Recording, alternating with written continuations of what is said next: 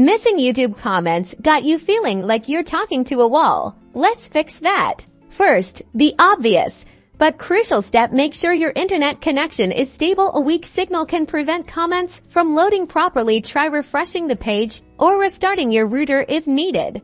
Next up, clear your browser's cache and cookies. Old data can sometimes interfere with YouTube's functionality. You can usually find this option in your browser's settings under Privacy or History. Now, let's dive into YouTube's settings. If you are the video creator, click the three dots below your video, select Edit, and head over to the Comments tab.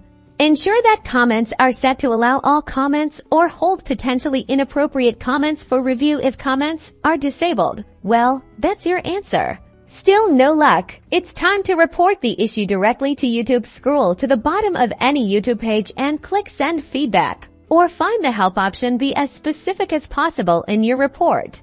And that's it. Hopefully, one of these steps has brought your comments back. Don't forget to like and subscribe for more YouTube tips and tricks.